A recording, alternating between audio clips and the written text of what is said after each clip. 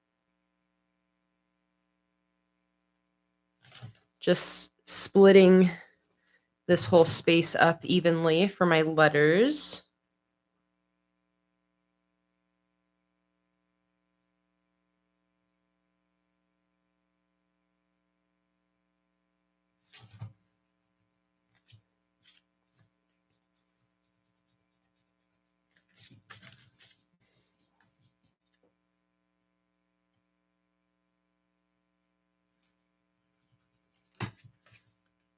Let's see. See if I like this. Let's say sketch it out.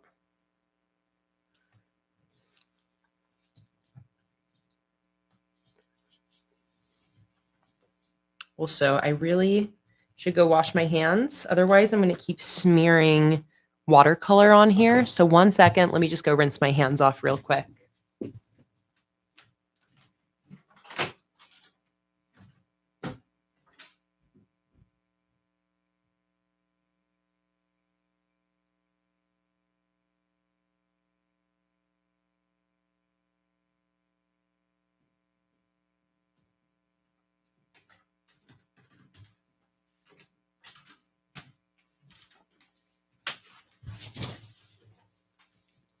Okay. Make sure my hands are all dry. Otherwise, won't be any more helpful.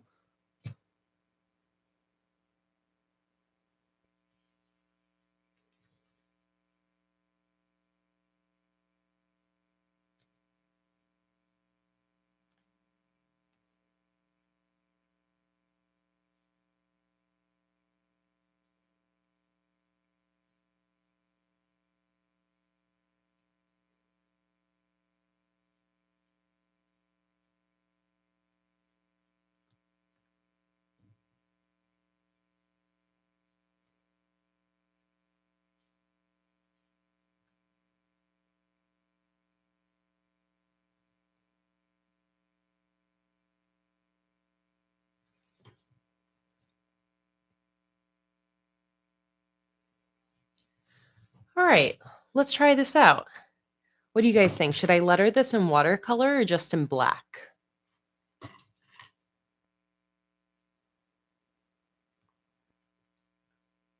I guess tying the watercolor in would be nice. Might as well. And no need to be in too much of a rush with this. I got time tomorrow. Oh, before I get started, Lauren, I see you sent a photo of your November reflection spread. Let me check it out. Oh, I love it. So clean and simple. Let me show this off to everybody here. That is awesome. I seriously love that. I love these stickers you've put in. Watching, reading, listening to. That is so cute, Lauren. And then remembering, loving, some photo memories, and another one of those headers at the top. That is awesome. Oh, okay. Oh, Caddis said, actually, I should do a black header here. And I am not one to ignore suggestions. So before I jump into it, should I do a poll? Let's do a poll. Because black would be very clean. Like it would look really awesome on this spread. What color for November header? Black or watercolor fall colors? All right, there's a poll at the top / bottom of the chat window. Let's see. What should I do? A black header or a watercolor header in like, these colors? 5 votes in. We have about 28 people here, so I'll wait till a few more votes get in. See you later, Lauren. Have a wonderful night's sleep. I hope to see you tomorrow. And if not, I'll catch you on the replay. All right, the vote has 8 votes so far, and it's 50-50. 10 votes, and black is winning by 60-40. All right, 11 votes in now, and it's swayed a little bit closer to 50-50.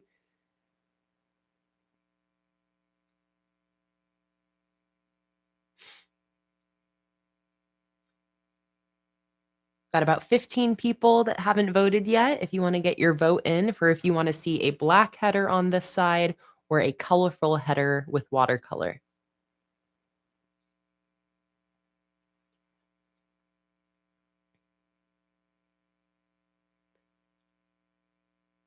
It's tied now, 12 votes in.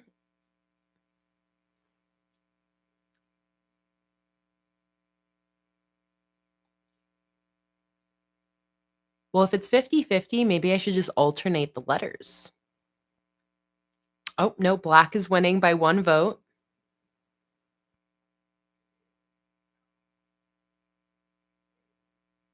50-50. Okay, I'm gonna end it on 50-50, and I'm gonna alternate the letters because I actually really like that idea. This is why the polls are fun. They just kind of create ideas that I wouldn't have thought of otherwise. Because I'm like, well, 50-50, then let's just do both. All right, I'm gonna do my black letters first, starting with my N.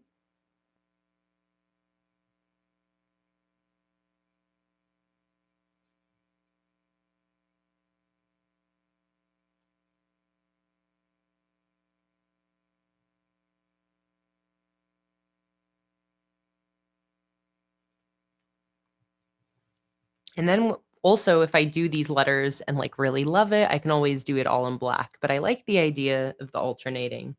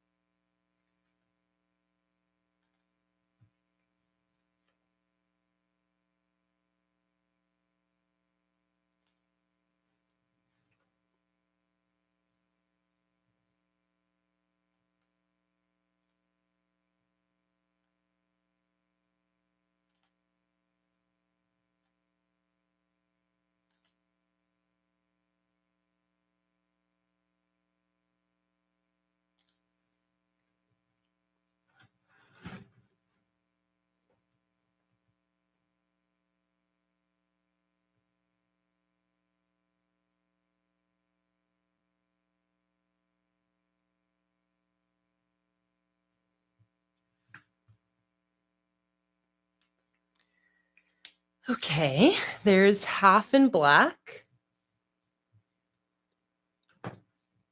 Now let me grab my watercoloring paintbrush,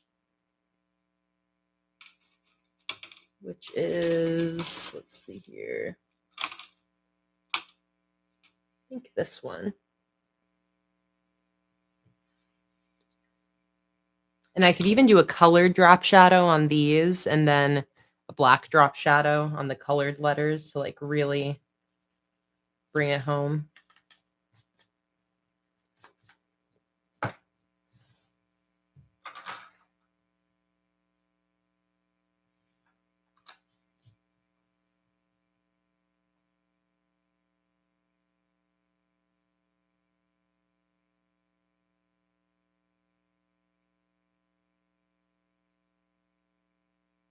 I'm going to try my best to make the font with the paintbrush look the same as my brush pen lettering.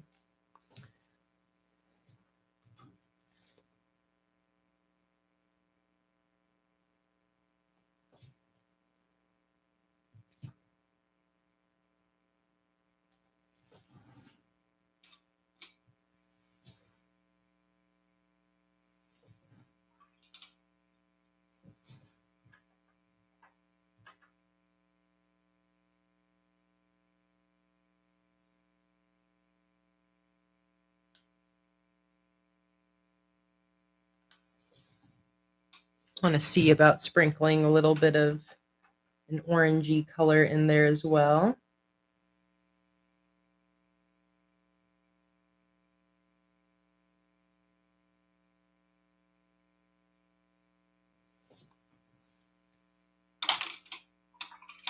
All right, let's do an orangey yellow V. I'm going to kind of gradient the colors.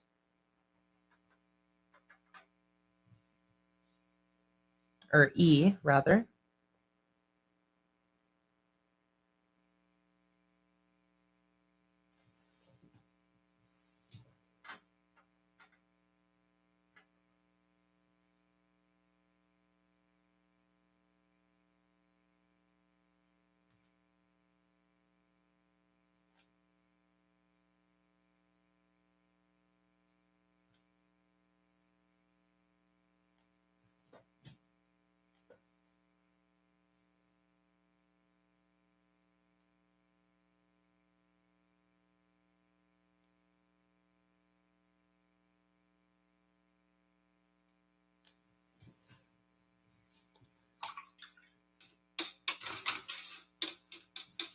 Let's do like yellow down here.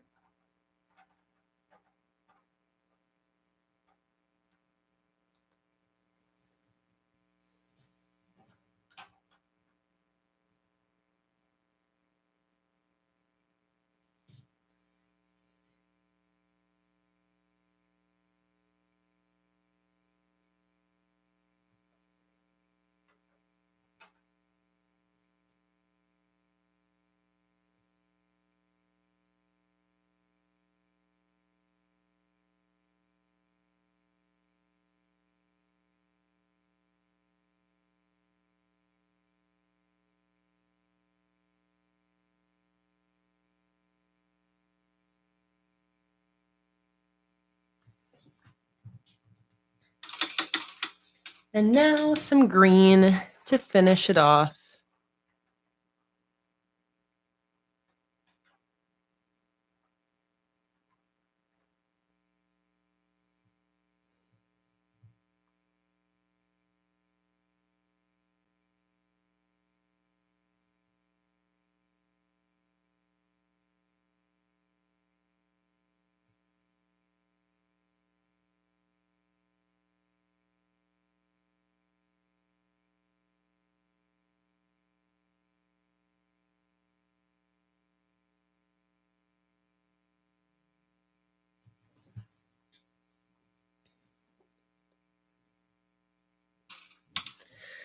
Okay. I love that. What a good idea. Let those dry and carefully also go in and erase these pencil marks. Almost done with this.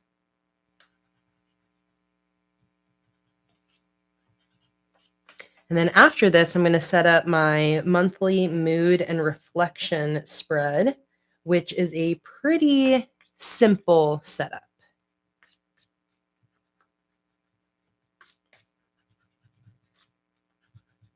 Oh, I totally just smudged this letter, but it's not too bad. So I'm just going to let it continue drying. And then I can go in and clean up the little bit that's smudged.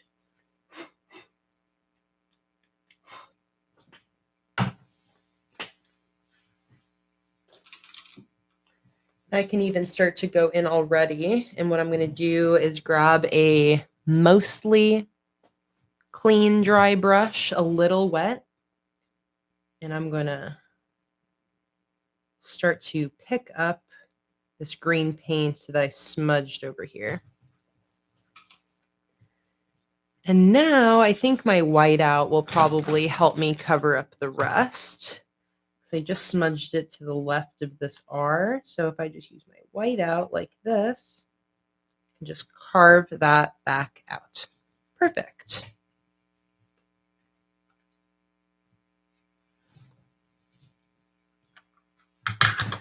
All right, let's finish this off with a black drop shadow on my colored letters. I'll do it to the right, like on the cover spread.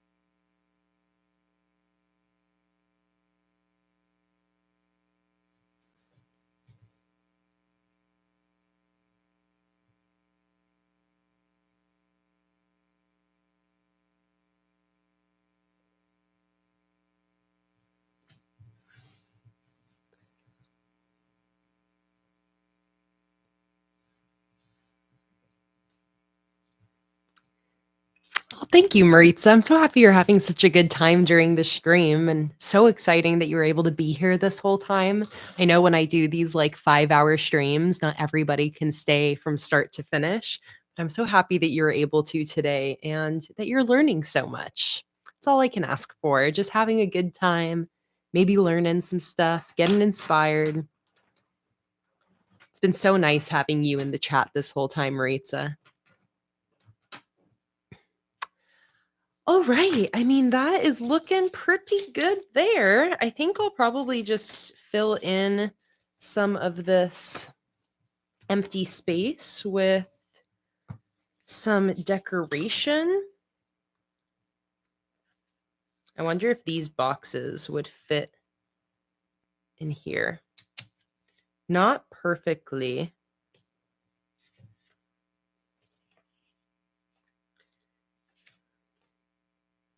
I could just put a fall leaf in each one of these, or I could put a little acorn.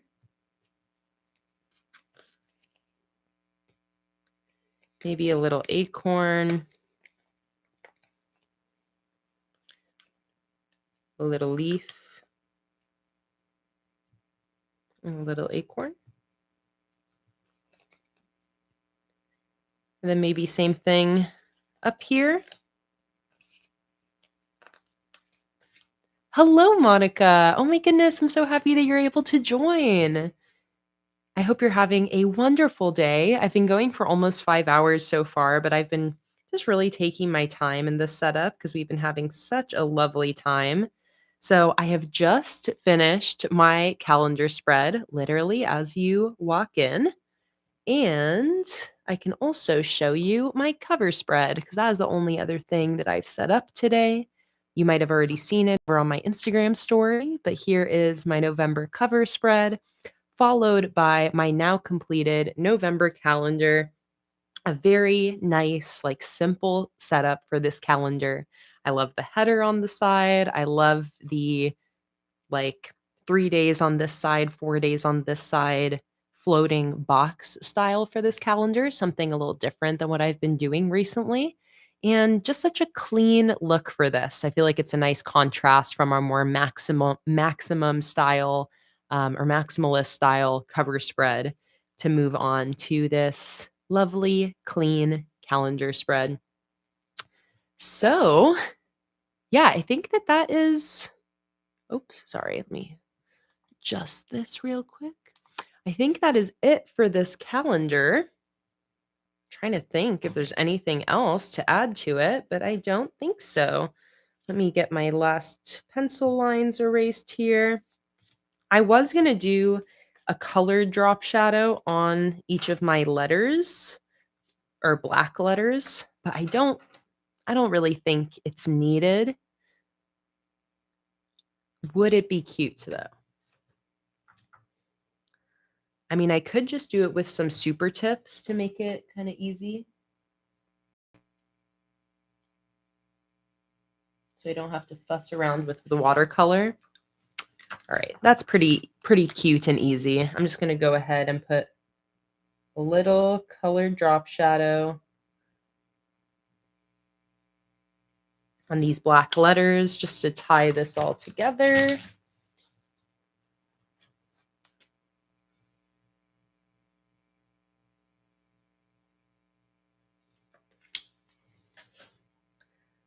Just like that, not fussing around too much with the colors I'm choosing for these drop shadows, just giving it a little something to just kind of mimic the black drop shadow on the opposite letters.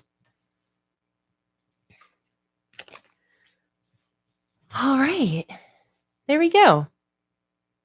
There is my calendar spread all done and ready to go. So let's flip the page. And now I'm going to do my mood and reflection spread. And this is going to be very similar to my October setup. So I'm going to start off with a number strip. I'm going to use this one from the matching functional add-on sheet. This is available in my shop along with the rest of this collection. And I am going to just rip off the 31 at the end of the strip. So, and then let me think here. Yeah, I'll just line this up with the bottom. I size my number strips so they match the 5mm dot grid. Like that. Now I want, just like last month, I want 2 different strips of these circle lists for my mood, and then also for another category that is something that commonly coincides with my mood. And I haven't decided exactly what that category is going to be yet. I did one category last month, so I might do the same category. I might mix it up and do a different one to see how that coincides with my mood. But I'll make that decision when the month actually begins. So these are circle list stickers. I do have a full sheet of these in my shop, but I also include 2 of these on every freebie sheet. So I am using the ones from this freebie sheet here to piece together a full column of blank little circles here. And I have a big sticker stash over here that has some more freebie sheets. So let's grab another one, lay that right next to that one.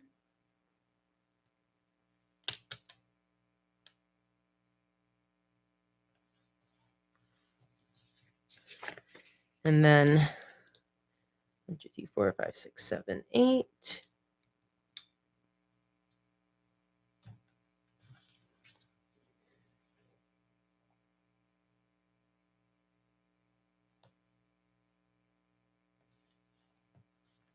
All right. There we go. I love not having to draw out little circles. So there's 2. Oh, I actually want to redo this one. I don't like the black pen that I put there.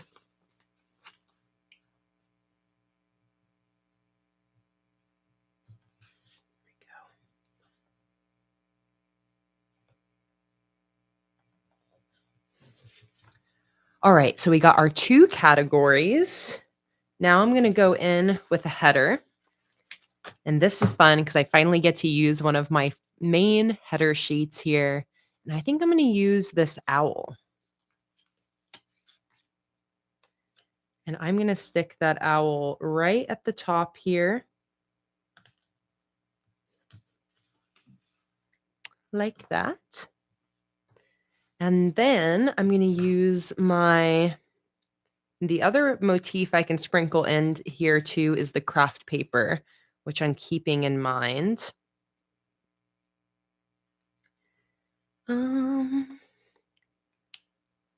Let me think here. Let me draw out just my lines for my each day. And then I'm going to want a key.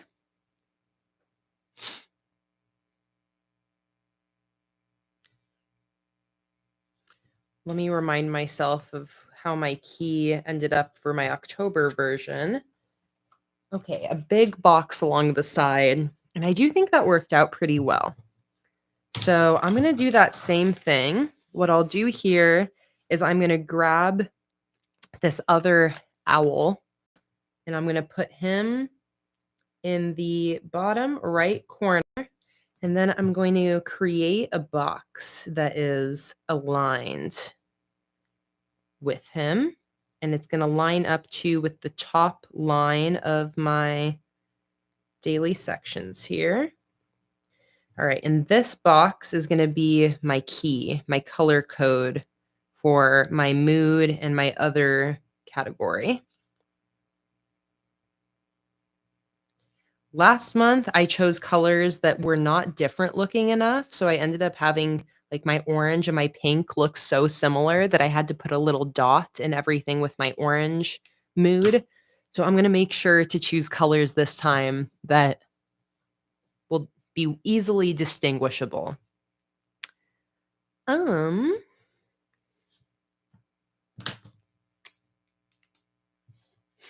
Sammy said, it's gloomy and rainy at my work, so I'm glad I'm not alone doing my tasks. Me too, Sammy.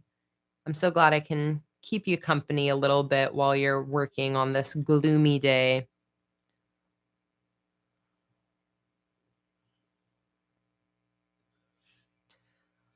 All right, and then after the 5th, I like to put a line in between each week. Just makes it way easier to keep track of the days when filling this out throughout the month. After the 12th, 19, 26.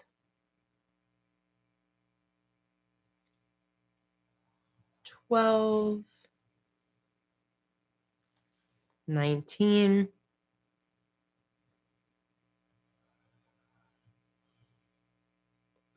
26. And I'm thoroughly impressed with the fact that I filled this spread out every single day this month. I didn't think I was going to because, again, I haven't really been doing a lot of monthly spreads that require like daily tracking like this. But I think taking a break from it made it so having it again this last month, it's almost like I was craving it.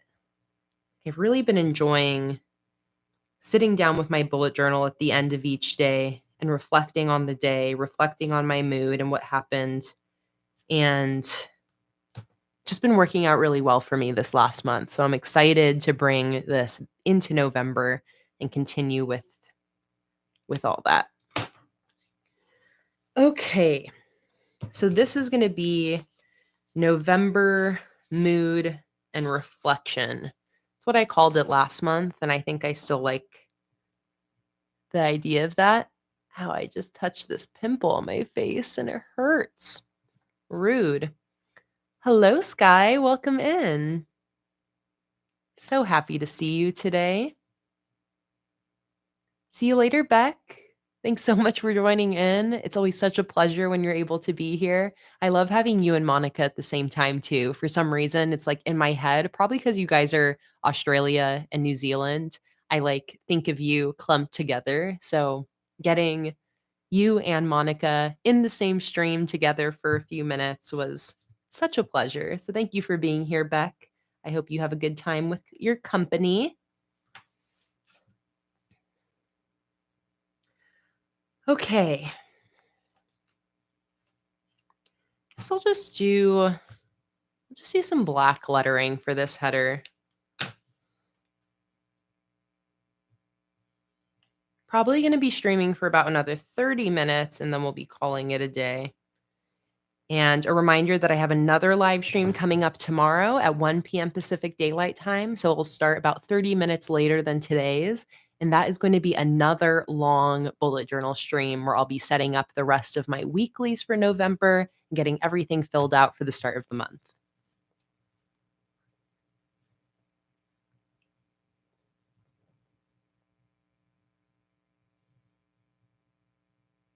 I'm just winging this header here.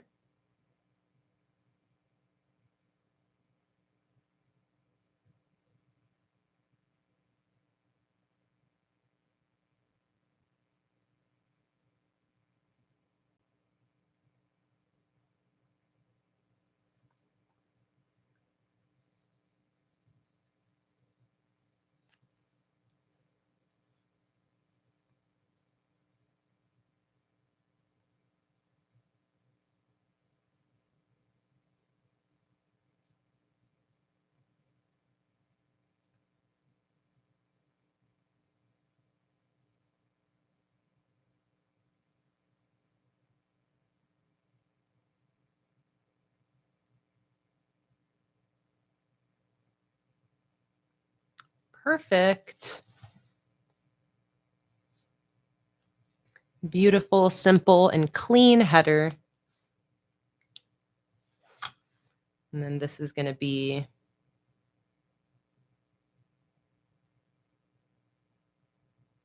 key.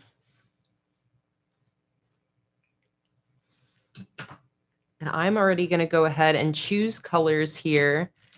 Yellow. The same green here will work.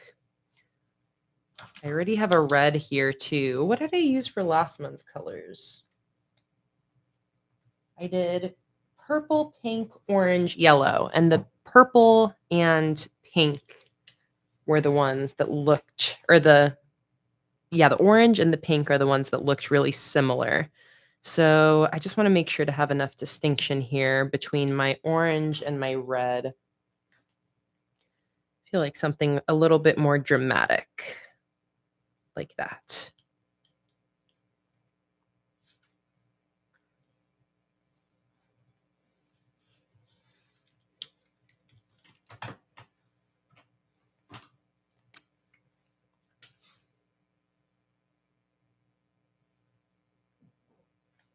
Okay.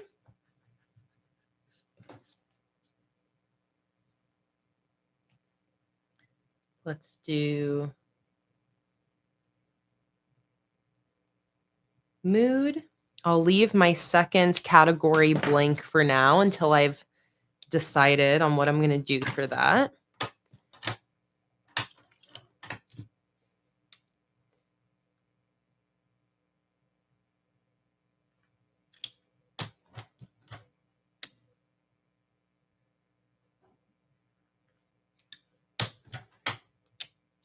And I always do my mood key. It's just a scale. So I just have best mood at the top and worst mood at the bottom.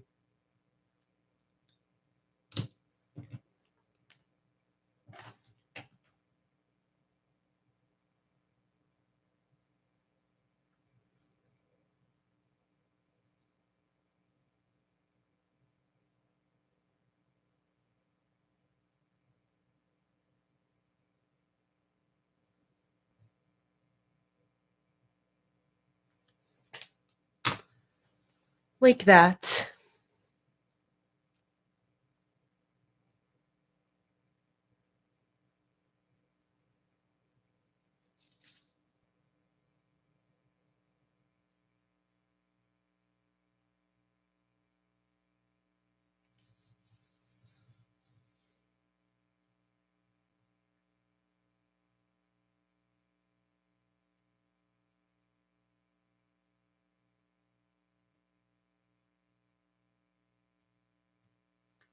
Cherie is here. Yay! Welcome, Cherie. We manifested you like 4 hours ago. So you just, we left a voicemail and then you heard, and now you're here. So I consider that a successful manifestation. Monica said, I've had a few people messaging me recently asking about your watercolor splash kits because they saw it in Jess's video of my reading journal and they wanted to know where I got it from. That's so exciting, Monica. I don't think I've seen this video. Is this on Jess's YouTube channel? Let me see here. Jess, aka Joshi Curran, incredible bullet journal creator, good friend.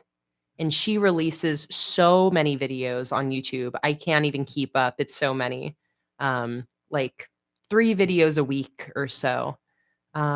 Oh, here we go. Reading bullet journal flip through featuring Monica. That is so cool. Oh my God, 51,000 views on that video too. Oh my God, this is going to be so fun to watch. Oh, that is really exciting. Okay, I'm really excited because when you mentioned that Jess had shown off your reading journal, Monica, I looked at Jess's Instagram, but like I couldn't find it. That makes sense. It's a YouTube video. And that's like so many views. Jess's videos typically like get like 3,000 to 7,000 views, it looks like. And that one of your journal has 51,000 views. That is so cool. But I'm very Sage, are you knocking stickers off? But that is awesome that people were asking about the watercolor splash kit. Very, very cool. What are you doing, Sage? Come here. Come here. Come here. Come here. Come here. I know you want some pets. I know you want some pets. Come here. I think Sage is going to come onto my lap. Come on.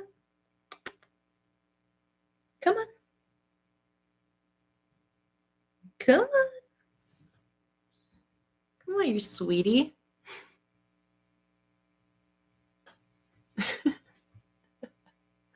What are you doing? If I start ignoring her, then she'll definitely come onto my lap. That's always how it goes. Once you pay attention to her, she doesn't want it. But if you're ignoring her, she does.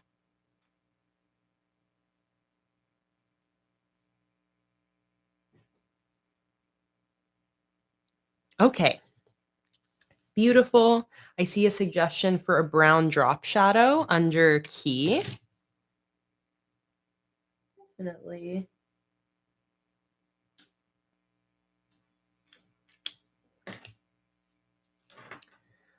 All right. So the bottom of my key is going to have the second category that I'm going to have over here, which again, I'm going to decide on at a later date. But I think with that, that's it for the spread. I like keeping this spread nice and simple. Since it all gets filled out throughout the month, you know, it's really just a truly functional spread. Don't need to worry too much about decorating it any more than this. Okay, so that is it. Little flip through of what we've created so far. We've got my November cover spread. Had so much fun with this one. And then I've got my calendar. And now I've got my mood and reflection. So let's chug along. Not going to be going. Are you trying to open the door, Sage? You going to eat your dinner now?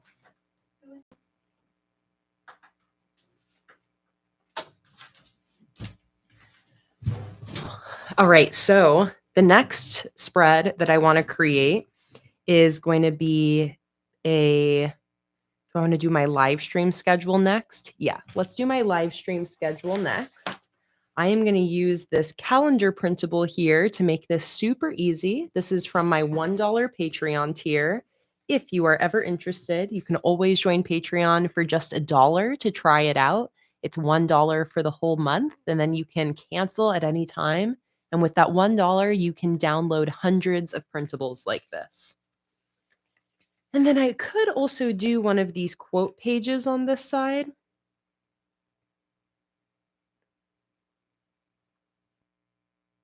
Although part of me wants to like save one of those for another spread and instead do, I used half of my brain dump in October as a photo memory wall.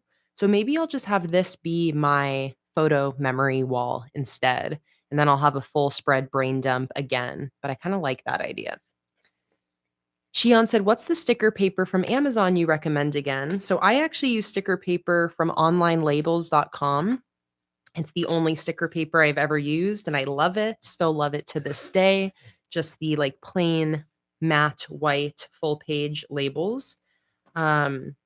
But earlier we were talking about cutting mats that we like from Amazon. So I'm not sure if you were looking for that recommendation again, but the brand Nicapa, Nicapa, has great discount cutting mats, as well as the brand Somulux, Somulux. All right, calendar down. This is why I love printables. So easy.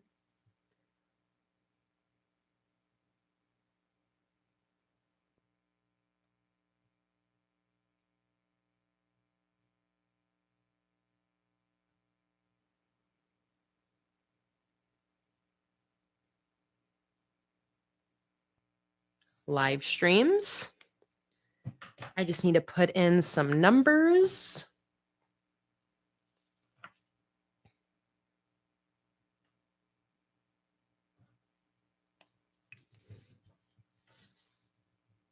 What do we start on again? A Wednesday? Yes. 1, 2, 3, 4, 5, 6, 7, 8. 8, 15, 22, 29.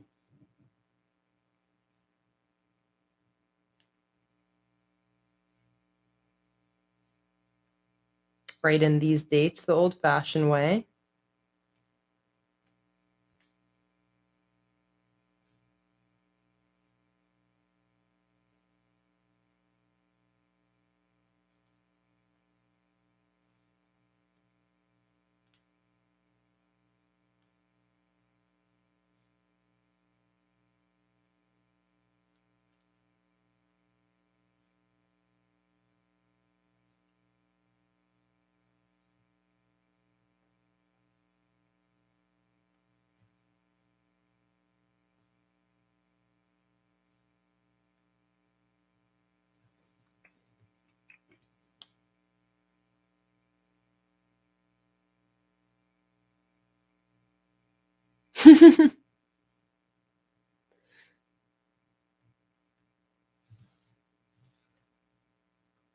All right, there we go. Let's do a little photo memory wall on this side. And I think I kind of want to have fun with this header. Actually, no, I have a really good header idea for my brain dump. Maybe I just want to use that here, though. So here's the idea I have for my header. It's using one of these wreaths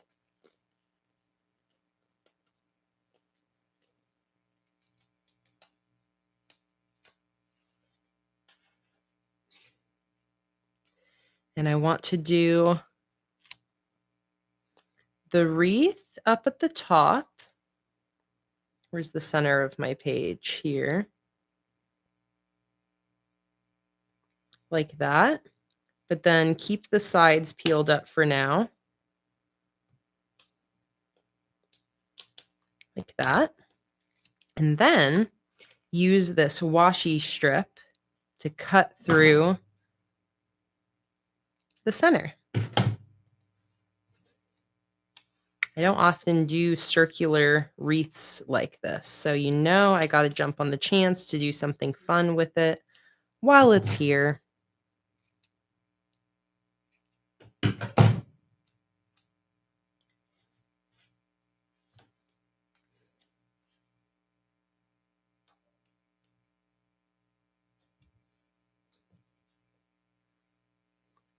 Cut it a little more.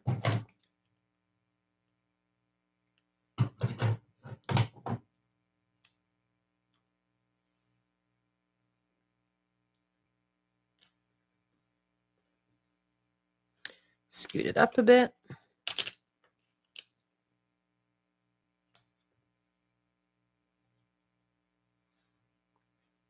Basically like that. I still need to trim this end a little more. All right, like that. Keep this side up. And now same thing over here. I'm going to make it the same length.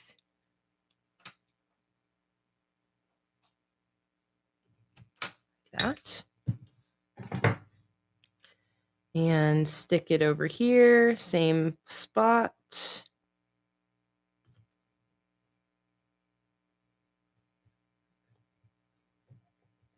Like that. There we go. Now we got that beautiful spot for a little header.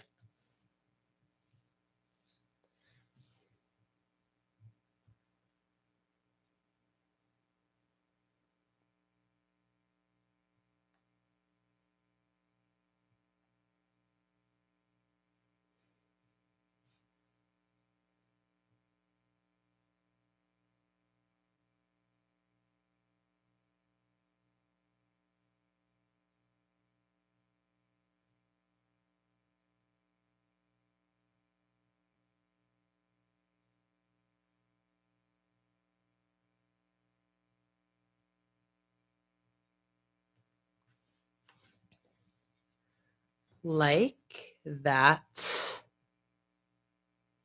Perfect. So quick and simple. Let's do some, I have these little baby mushrooms, and I think these would be just so adorable lining this kind of empty top space here.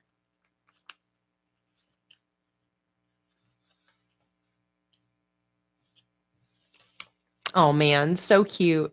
I love when I just kind of like spontaneously get the idea for a header, and then it just turns out so stinking cute.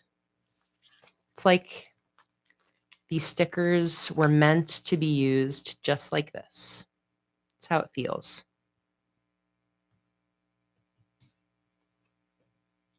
My watch is telling me to stand. Can't you see that I'm getting close to the end here, watch? All right, that's it. I'm just going to leave this whole area blank, and I'm going to be going in and pasting in photos throughout the month for some memories. So we've got my cover spread, calendar, mood and reflection spread, photo wall, live stream schedule. I got one more spread that I want to set up for my monthlies, and that is going to be just a big empty brain dump. I use this for October to do a bunch of budget calculations, like keeping a list of bills, list of expenses that were coming up. And I also used it for pasting a bunch of photo memories. So I just like having an empty kind of like all inclusive space for the month that I can use for like whatever I need, whatever doesn't really have a space anywhere else. So I have oh, I didn't use any of these cute headers over here.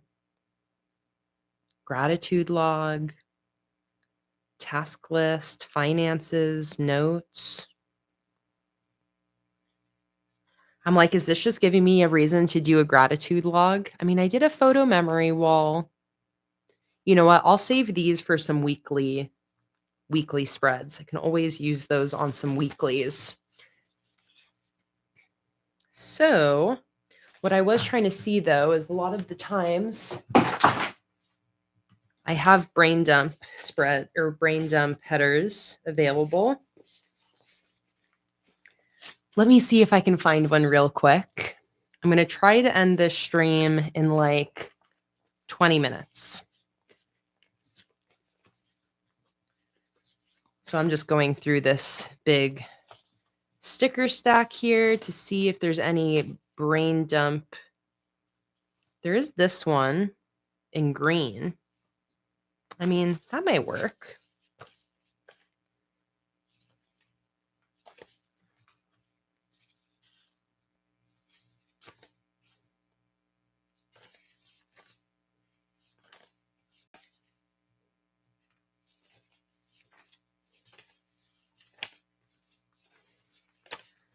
Just looking for any brain dump headers that might be hiding in here.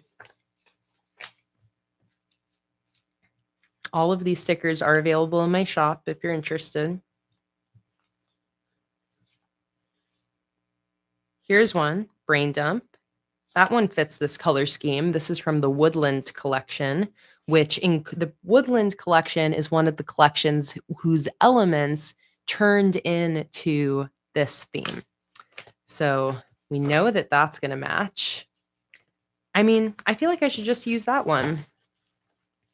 It's a perfect sheet to bring into this collection because it's like, this is like the mother sheet of this theme.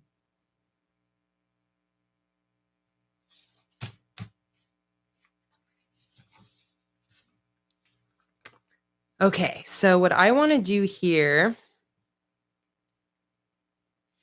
is I think center one of these headers. Should I do maybe the deer? We have cardinals there, owl, fox. So yeah, let's do the deer. I'm going to cut this in half.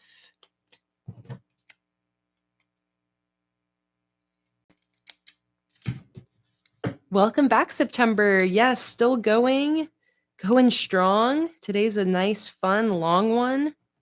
And you know what I'm going to do? I am going to set up a weekly spread to finish this setup.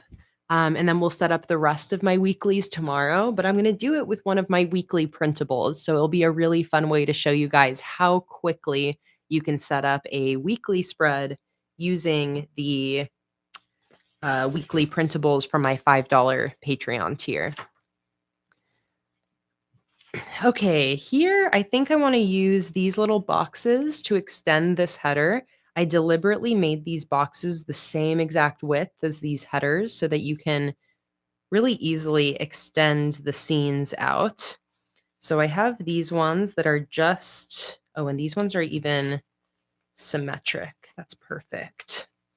These ones just extend out the plants.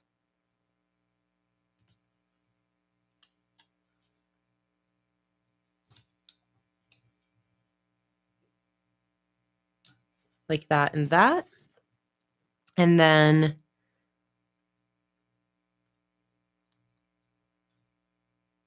I think then I'll probably do these two with the stumps.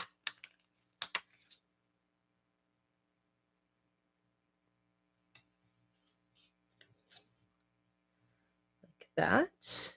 And like that.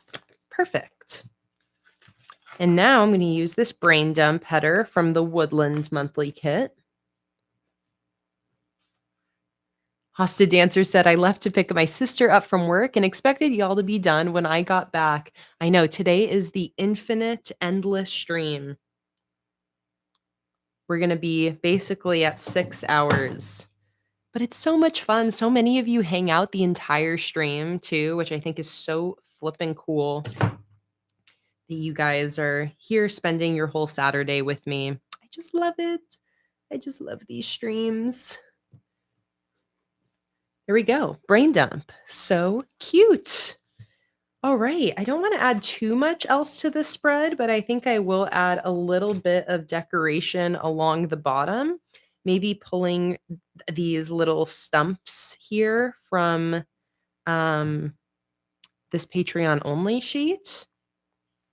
So let's do the two that aren't showcased up here, which is the owl and, oh, actually all three of these aren't up there. So that's perfect. We'll do one in the middle. Let's do owl in the middle.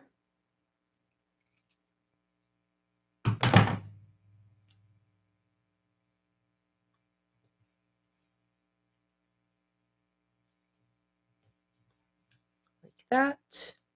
We'll do squirrel over on this end.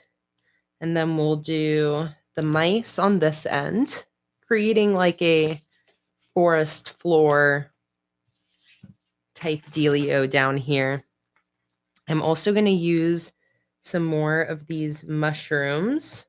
I'll stick one on each end of these stumps and then one on either side of this middle stump.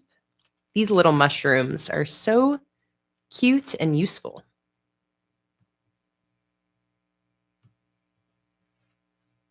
Like that. And then I have these two little flower plants that would work really nicely here.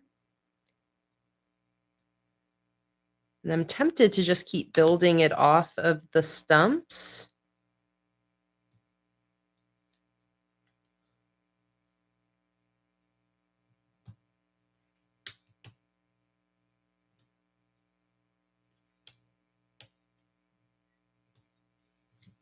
Something like that. Do I want to try putting these in? These are more branches, so they don't like fit as well. But I think that what I could do is have them eat up some space and then have the mushroom like come out like this. Let's see here.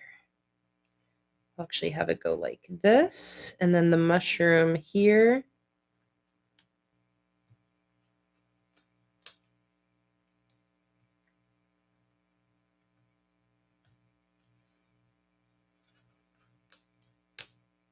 Or maybe having it come out from behind the tree stump, just to like cover up the base. That's nice.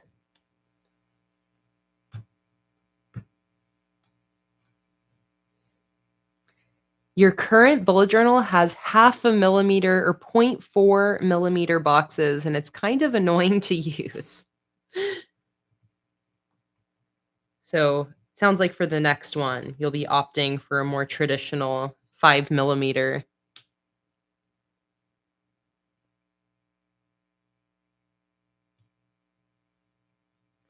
Like that, and then like that. This just brings that like floweriness back to all of these, to these different scenes.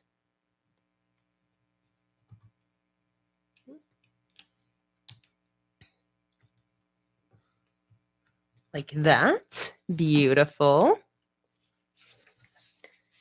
Anything else to fill these out? Let's see. I could do 2 foxes on either side and just like dump all of a bunch of stickers at the bottom here. Basically be like this and this.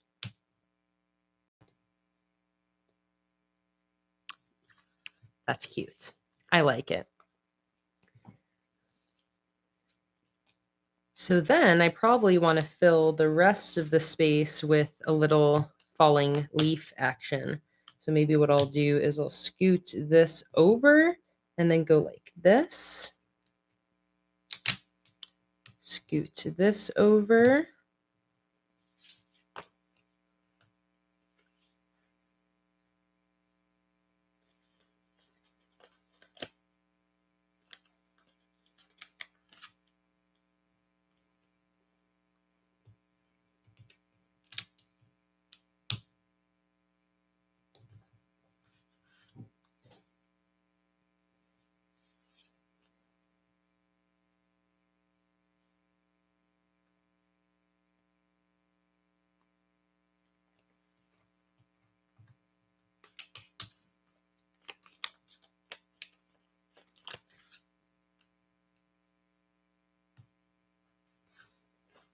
Beautiful. All right. There is that. Just an empty brain dump for whatever I might end up needing it for throughout the month. Again, my brain dump is just a catch-all space for like anything else I might need to jot down throughout the month. Most commonly, it has finance calculations. A lot of the times it's my go-to spot if I like need to take notes or do some quick math, make a list, whatever it is. And I also sometimes use it for memories from the month as well. So that is what this spread is for. I'm just going to draw out these lines to contain the whole spread. Like that. All right. All right, one last spread I'm going to set up. This is going to be a really quick one, and it's going to be a weekly spread for this coming week. Cheyenne said, "Tell me you noticed that noticed the leaf sticker on your hand." No, it's a stowaway trying to sneak onto the ship. All right, let's do this quick weekly. I'm at just about 5.5 hours. It is dinner time. It's 6 o'clock here. So this will be perfect time to end. And I want to use this vertical weekly, I think. My other option is this grid weekly, which I do also love, but I think I'm going to be really busy this coming week. So I think these nice long weekly task lists are going to be a good choice. So let's go ahead and stick this in. I make all of my printables on Patreon available in Monday and Sunday starts. So regardless of when you like to start your weeks, I got you covered. I am a Monday starter through and through. So I am sticking in the Monday start version of this Autumn Leaves vertical weekly spread.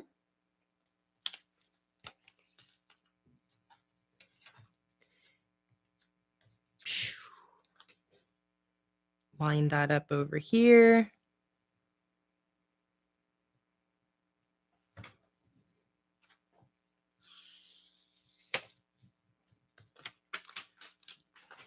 Just like that. Beautiful. I'm going to do a little header up at the top here. And it's going to say October. You know, it's kind of funny. I'm doing this fall theme when this is Halloween.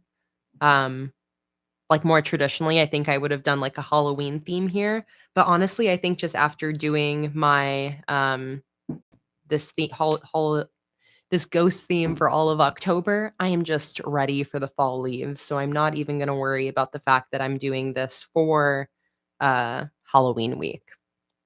It's still kind of Halloween colors anyways. Okay, but yeah, I'm going to do a little header at the top here. Oh, actually, this task list header will be perfect. Like that. Perfect. And then I'm just not going to worry about a weekly header, and I'll just really clearly date each of my days here. I'm going to do a little flag at the bottom of each column.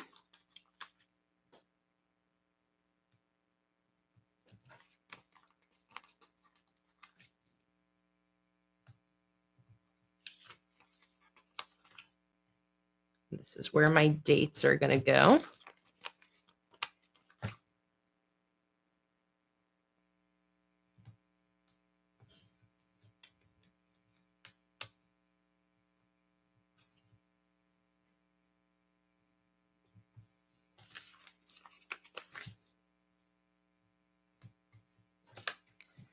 And now down here, we'll put in the dates.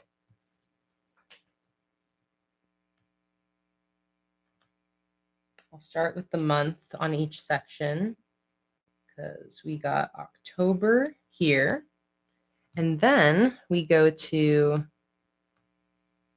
November.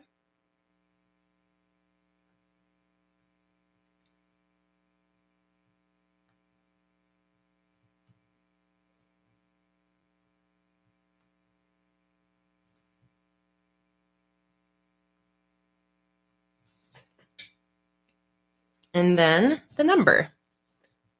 Let me tilt this a little bit. Should I do the number in a color? What would I do it in? Red, probably. Did I like this dark red here? No, I want even a darker red, more muted red.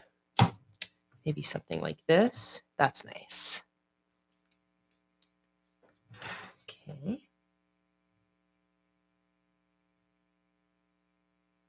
30. 31. 1, 2, 3, 4, 5.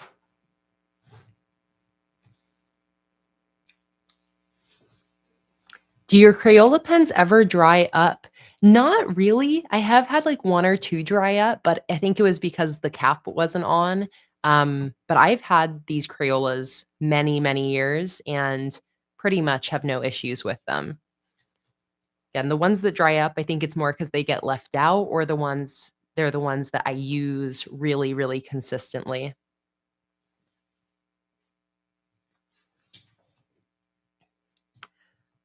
All right.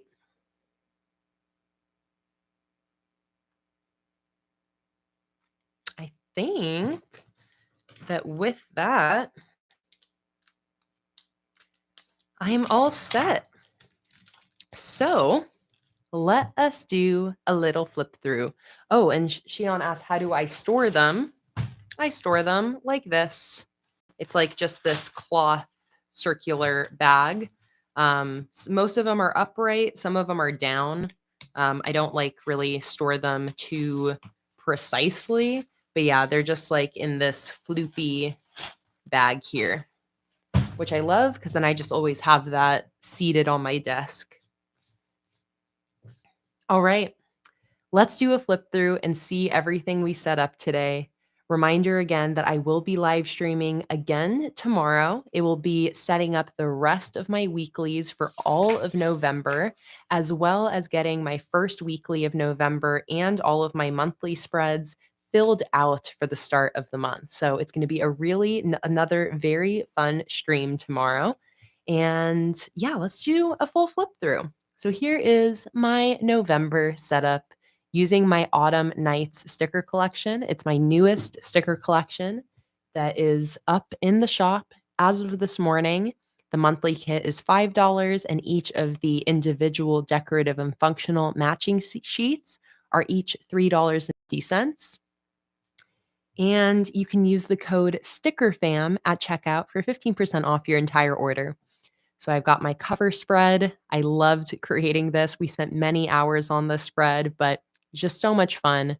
I love the quote. I love all the supplies we used and the fun watercolor splatters and sparkles. We then have my simple November calendar spread, just a full page calendar, no frills or tricks about it, just a standard big floating box style calendar. I then have a spread for keeping track of my mood each day, as well as reflecting on what was affecting my mood. This has been a very useful spread for me in October for getting a handle on my mental health, figuring out the things that put me in a good mood and the things that put me in a bad mood, and really getting nitty gritty about it. So I loved having this last month. Excited to have it again for November. We then have my live stream schedule for the month. This is just a separate single page calendar where I just put in my live streams. I live stream 9 times every single month at minimum. 7 of those are Patreon exclusive streams, and then 2 of them are these streams we're doing this weekend, my monthly plan with me, and then a before the month starts bullet journal stream. So next to that, I have a photo memory wall. This is because I ended up sticking in a bunch of photos on my October brain dump. So I figured I just create a dedicated page for photo memories from November. I then have a brain dump.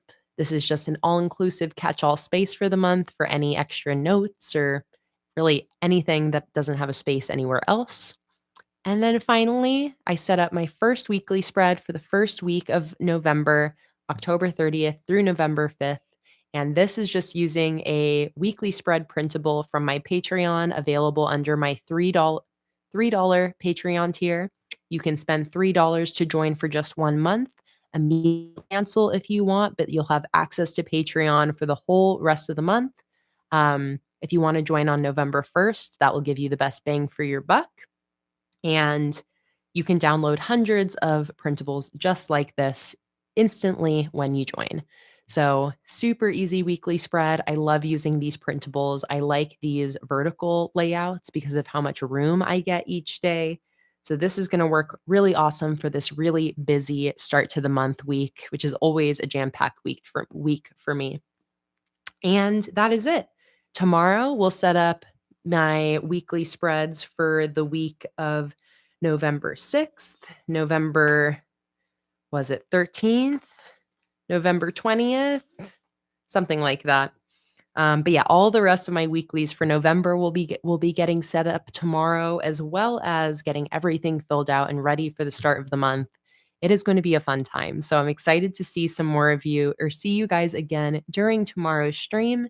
As usual, if you can't make tomorrow's stream or you missed any of today's, both live streams will be available to rewatch anytime, along with all of my other past streams I've ever done, all available to watch on my YouTube channel. Just go to my channel and click on the tab that says Lives, and that is going to have the full list of live stream replays. And that is it for today. So, thank you guys so much for joining. This was such a ridiculously fun stream, as these monthly streams always are. I had so much fun setting these spreads up. I'm so happy with how they turned out, and I just had so much fun hanging out with you guys. So, thank you guys for being here. I'm excited to see you so soon tomorrow at 1 p.m. Pacific Daylight Time, and we'll get the rest of my bullet journal set up for November. So, don't forget that this entire sticker collection is available in my sticker shop. use the code STICKERFAM for 15% off your whole order at PlanningWithKay.com. You can also join my Patreon at any time to get exclusive printables, live streams, automatic monthly sticker deliveries. And if you do join Patreon at the $15, $25, or $30 level before the end of October, you will be automatically shipped my new Patreon is the upper tiers auctions every month. This month is a snow globe theme. So if the idea of snow globe stickers appeals to you and you want to have that ship out to you in the next couple weeks, you can join my Patreon anytime before November 1st. And that is it. I hope you guys have a wonderful rest of your day. Thank you so much for joining, and I will see you guys next time, aka tomorrow. Bye, everybody.